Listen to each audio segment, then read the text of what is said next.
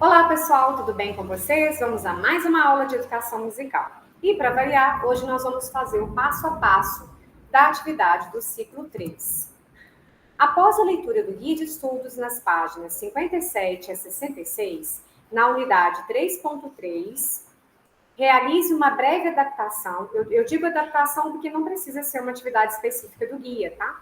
E até é interessante que não seja, que vocês possam fazer uma adaptação, fazer uma atividade criativa, se possível, né? Se vocês tiverem alguém que possa participar, também vai ser muito bem-vindo. Essa adaptação pode ser utilizada em aulas de instrumento, pode ser utilizada em aula teórica, vai ficar a critério de vocês e também a faixa etária que vocês pretendem. E vão postar o link no comentário da atividade para correção. Só lembrando que é bom que vocês coloquem de uma forma prática e não lendo a atividade, tá, pessoal? Fale, mesmo que não tiver ninguém, fale como se tivesse alguém à sua frente, para que fique bem natural. Não é aceito leitura de atividade, tá?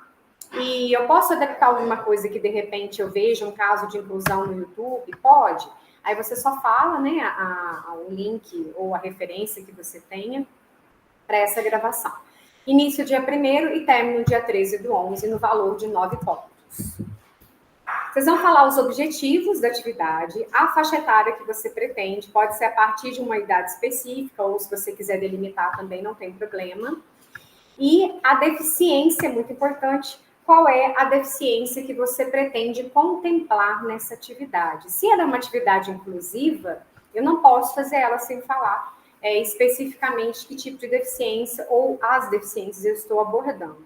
E depois abusar da criatividade. Não precisam entregar nenhum tipo de material escrito, apenas mencionar esses itens e postar o link para correção. Aí agora eu vou falar um pouquinho de algumas atividades, tá? É um complemento do guia de estudos, que já tem alguns, a gente vem falando ao longo das aulas, e hoje eu vou falar um pouquinho de algumas atividades práticas. É possível notar que o planejamento e a prática das aulas são construídos com base nas interações diárias entre professores e alunos, levando em consideração as demandas específicas. As questões da melhoria em aptidão técnica parecem ser um ponto relevante. Percebe-se a preocupação quanto à assimilação dos alunos a conteúdos que estariam ligados a questões de desenvolvimento técnico no manuseio do instrumento. E a gente tem que ressaltar que, mesmo falando no ensino adaptado às necessidades, de acordo com as características particulares, os professores buscam desenvolver concepções de ensino vinculado à formação básica no instrumento e está ligada a propostas que seriam mais ergonômicas, assim como ocasionar uma maneira melhor de tocar. Então, por mais que a gente saiba que a aula ela pode ter um aspecto mais social, a gente se preocupa com a evolução do aluno no instrumento. E claro que isso é bem natural. Então, por exemplo, atividades da pulsação da música, ela vai trabalhar o quê? O tônus, vai trabalhar a consciência temporo-espacial. Se você explorar sons do ambiente, você vai trabalhar o quê? Favorecer o quê? A estimulação auditiva, a concentração, a memória, a criatividade. Nos jogos de improvisação, eu posso também trabalhar o lado criativo, mas também expressão, conceitos mais específicos de música. Na percussão corporal, que a gente tem falado muito nas aulas, o esquema do corpo, a noção espacial, tônus, a lateralidade. Se eu vou tocar um instrumento, também pelas dificuldades técnicas que ele exige, eu vou trabalhar o tônus, a coordenação motora, a orientação espacial temporal e o esquema corporal. E na hora de cantar, eu também vou estimular o aparelho fonador. Às vezes tem alunos que têm uma dificuldade nessa parte fono. Então, se for uma aula mais individualizada, ou se a supervisão da escola atuante permitir, a gente vai puxar mais para atividades que vão trabalhar o quê? Esse lado do fonema, né? Essas dificuldades que o aluno apresenta. Aí a maior dificuldade talvez seja falar da questão das aulas de instrumento, né? Então, essa integração entre as aulas e o conteúdo, né? A revisão, a melhoria constante de músicas já aprendidas, uma forma de ambientação, os estudantes, né, vão buscar o aprimoramento e aprofundamento de repertório, mesmo cada um dentro da sua limitação. Isso a gente já faz com todo mundo, né? Não é só nos casos de inclusão. E esse recurso é muito bom para alunos com pouca resistência e concentração de curto prazo. E por isso os conteúdos na sala precisam ser mais breves. Então, por exemplo, se eu estou trabalhando uma atividade mais específica com síndrome de Down, a atividade tem que ser curta. Eu tenho que passar de uma atividade para outra, porque eles se cansam muito rápido. E o conteúdo buscando melhorias e aprofundamento, como a gente falou na aula passada. Se eu posso trabalhar o mesmo conteúdo em várias aulas, só que eu vou estar fazendo um aprofundamento, eu também vou estar buscando outros conteúdos agregados àquele, para que a aula não fique tão repetitiva e, ao mesmo tempo, eles consigam ter esse repertório, né, esse conteúdo cognitivo abordado. Eu posso fazer um estudo aprofundado de música, então são alunos com deficiência intelectual leve, claro, né? Eles conseguem exigir um pouco mais tecnicamente, aprofundando na mesma música parte por parte. Isso também a gente já faz com todos os alunos, né? É uma técnica que todos nós buscamos, né, dentro das necessidades. Então a gente vai escolher trechos específicos que tem mais dificuldade ou que precisa ser mais trabalhado, e depois eu vou estudar profundamente essa música, representando uma busca mais apurada do aprimoramento, com mais nuances, cobrando mais melhoras. Então, numa semana, talvez eu cobre mais as dinâmicas de intensidade, numa outra, no caso do instrumento surdo, por exemplo, a articulação, ela pode ser melhor aproveitada. E aí eu vou aprofundando aos poucos uma mesma música e posso trabalhar várias coisas. Cada música por aula. Então, partindo da ideia de buscar a repetição, eu também posso melhorar a prática e posso trabalhar a memorização, além da divisão de conteúdo, praticar bem cada música e não vários conteúdos numa mesma aula.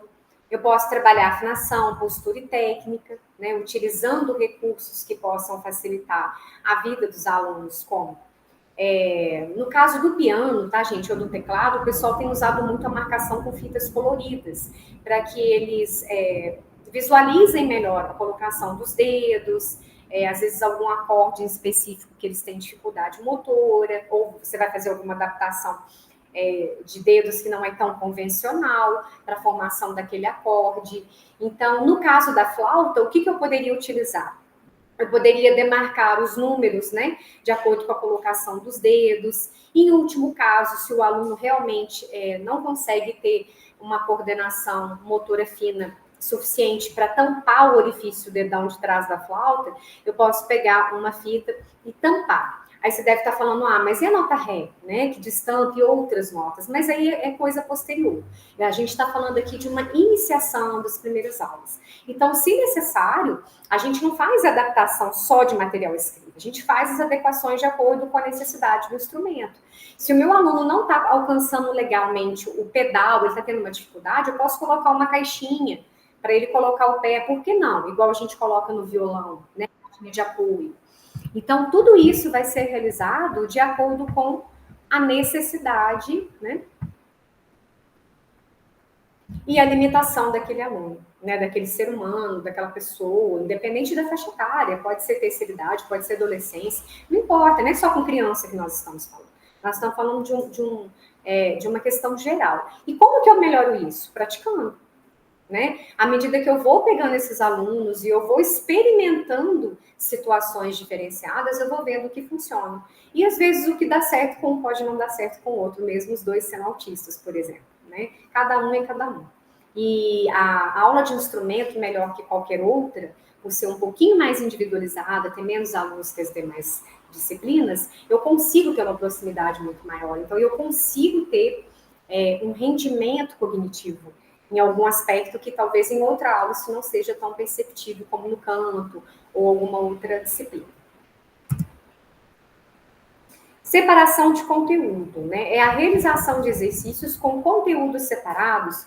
Por exemplo, o professor de violino, ele pode propor fazer um dedilhado diferente com a mão esquerda, enquanto se responsabiliza pela outra mão direcionando o arco.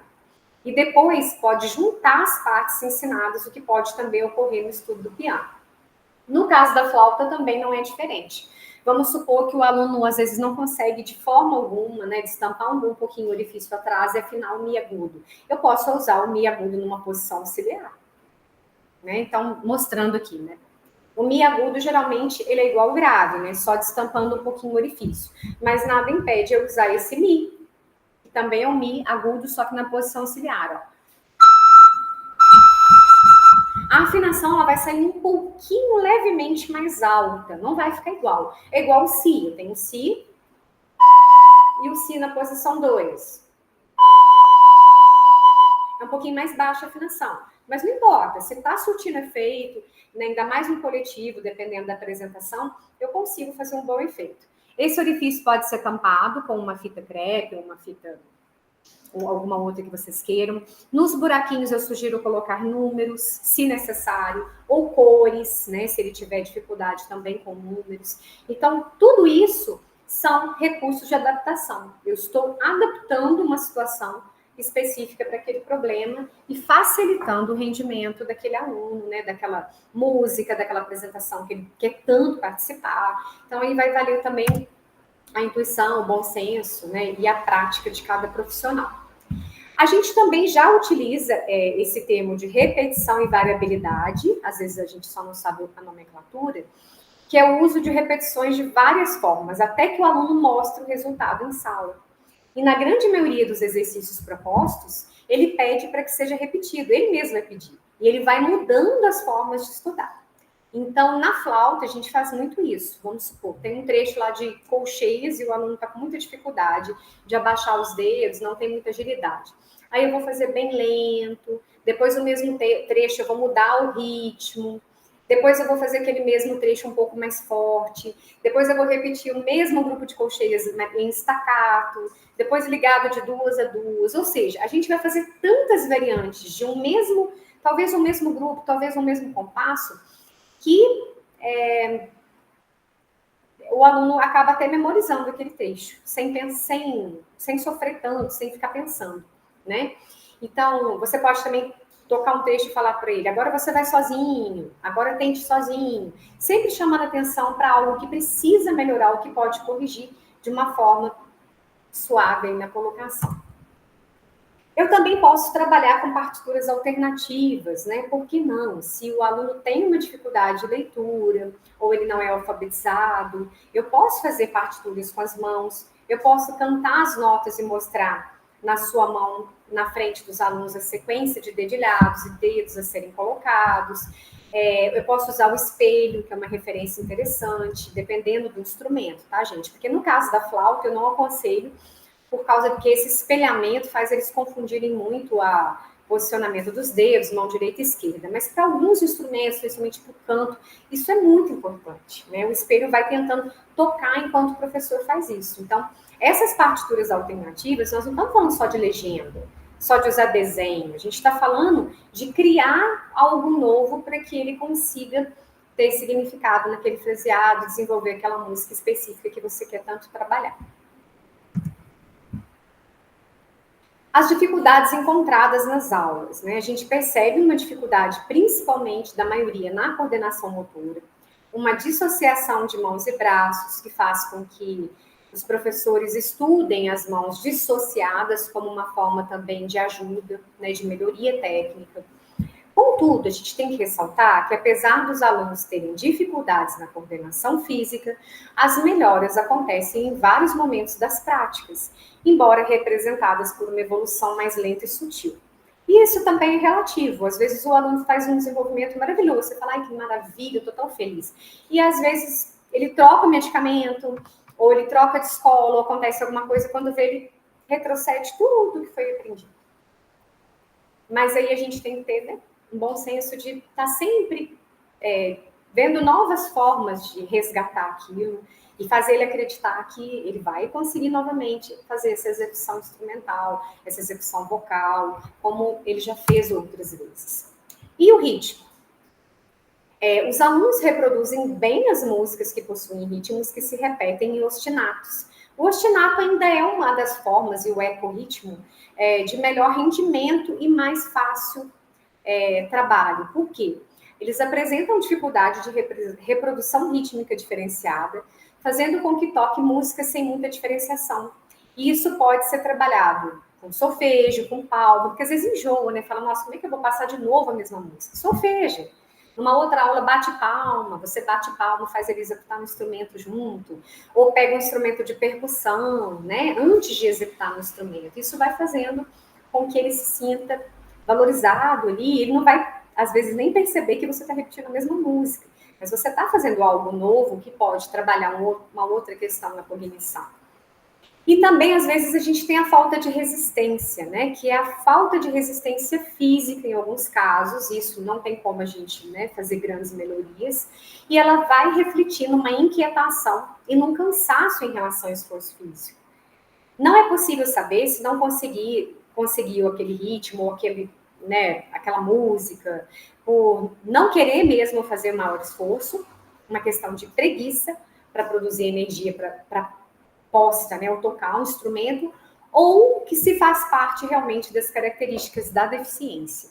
E eles se cansarem num curto período de tempo, dependendo, né, da deficiência que é colocada. Como que eu vou saber se é preguiça, se é má vontade, se faz parte da deficiência? Só o dia a dia vai fazer você exercitar isso, tá? E você vai conhecê-lo, você vai saber o dia que ele está fazendo de conta que não está conseguindo e o dia que realmente ele está num cansaço mental maior. Mas é só a prática, o conhecimento desse aluno que vai fazer com que você consiga esses resultados. É preciso existir equilíbrio entre o ensino com perspectiva de desenvolvimento técnico e onde o foco são apenas as melhorias sociais. Um ensino onde não seja preciso anular ou precisar escolher entre prática de performance, de ensino de instrumento, de ensino de música, educação musical, e assim como propostas musicoterapêuticas. Mas que o ensino de música para esses alunos seja repleto de pontos onde eles possam contribuir para o crescimento, agrupando diferentes meios de ensino de música, né? Eu vou colocar aqui um exemplo, tá, de um artigo. Eles usam a numerofonia, um trabalho com números e também com cores, que são paradigmas já assimilados por qualquer pessoa semi-alfabetizada. E evita que essa pessoa tenha que aprender música num primeiro momento, pelo menos, né, numa partitura tradicional. É um sistema de codificação, as cores também não foram feitas aleatoriamente, tá? Elas têm um espectro, né? Isso aí foi comprovado cientificamente, e cada cor tem um padrão já especificado, né? Por exemplo, o dó é vermelho, o laranja é o dó sustenido, o azul cobalto é o sol sustenido, e por aí vai, né? A gente tem um espectro de cores que, né, quem for adaptar realmente a numerofonia teria que seguir. Não há claves, não tem armadura de clave, as notas musicais são representadas por cores e números, os números 1 e 2 são posicionados na parte superior e inferior, e na numerofonia, as durações são indicadas pelos próprios números. Então, por exemplo, uma semínima, ela tem a representação do número 1. Já a mínima é representada pelo número 2. Uma mínima pontuada, ela representa o número 3. A semibreve é representada pelo número 4 e assim por diante. E as barras de separação de compasso, elas são representadas por espaços entre os números. Então, por exemplo, se eu vou tocar a nota dó, a mesma nota, né? Então, é a cor vermelha. Só que em diferentes ritmos, eu vou usar o número 1, número 2, número 3. Notas com sustenidos ou bemóis, né? Então, eu tenho dó, depois eu tenho dó sustenido, então a mesma semínima também. Então, vermelho, laranja. Aí eu tenho um ré, que é a nota amarela, porém eu tenho ele numa nota de 2 tempos, que seria a mínima. Então, é o número 2, e assim sucessivamente. Tá? Aí vocês teriam que olhar a tabela com calma para poder entender essa relação. Tudo tem uma vantagem e uma desvantagem, né? Qual é a vantagem da numerofonia? Ela tem se mostrado muito eficiente no ensino de crianças e de idosos também a partir, né? A criança a partir de 3 anos e também para adultos e pessoas com necessidades especiais, permitindo aprender a compor e executar diversas peças por trabalhar com números e cores. E é assimilado por qualquer pessoa semi-alfabetizada. Mas qual que é a desvantagem? Ela tem uma certa limitação. Então, como eu disse, ela é para uma iniciação musical. A gente não vai ficar nela por muito tempo, né? Não é acessível a pessoas com deficiência visual, aí você teria que fazer todo um processo, ou atividades em alto relevo. A análise musical tradicional já que a numerofonia não vai distinguir, por exemplo, se a nota é lá bemol ou se é sol sustenido.